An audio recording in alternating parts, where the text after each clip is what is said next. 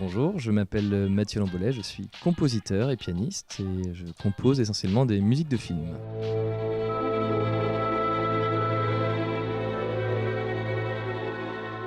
Actuellement, nous sommes donc à Londif, l'Orchestre national d'Île-de-France, donc au studio de répétition qui va très prochainement, enfin studio d'enregistrement et qui était leur studio de répétition qui va prochainement ouvrir, notamment pour les enregistrements de musique de film.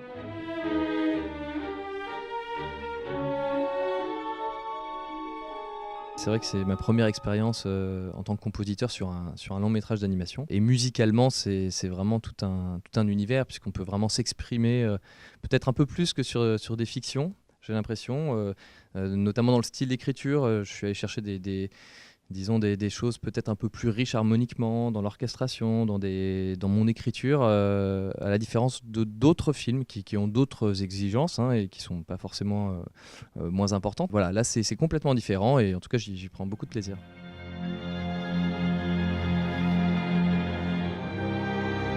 Quand c'est de la fiction, donc c'est voilà, c'est du montage image, et là c'était des rendus d'animation, c'est-à-dire que j'ai vu la première fois le film avec quelques plans qui étaient fixes et Thomas, le réalisateur, me disait ah ben là tu vois les coccinelles elles vont avancer comme ça, donc j'étais obligé d'imaginer des choses, même des dessins parfois, simplement des storyboards.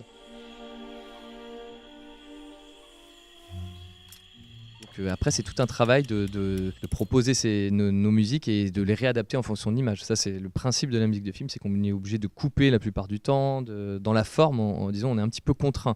Mais sur un film d'animation, c'est quand même, disons qu'on a plus de liberté dans la forme globale. C'est-à-dire qu'on a des morceaux qui durent 3 ou 4 minutes, et donc ce qui nous permet de développer des choses. Là, dans ce film, c'est une musique qui est très thématique.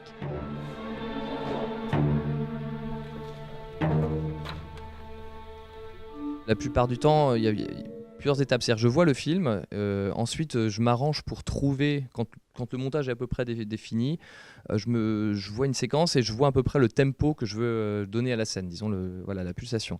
Et donc là, en fonction de ça, je vois à peu près les moments clés sur lesquels il va falloir que musicalement, que je mette ce qu'on appelle des points de synchro. L'araignée tombe, il faut que musicalement il se passe quelque chose. Et après, je vais travailler donc sur papier, au piano, ou pas forcément, mais je fais des brouillons, disons, d'orchestre, enfin d'orchestration. C'est-à-dire, je me dis, bon là, les vents feront ça, mes cordes feront ça, voilà, les percussions ça. Et ensuite, il y a une étape que j'aimerais bien éviter, mais qui de nos jours est quasi impossible, c'est de maqueter en fait ces choses-là. Et ensuite, on fait ce qu'on appelle le matériel pour les musiciens, pour jouer en studio.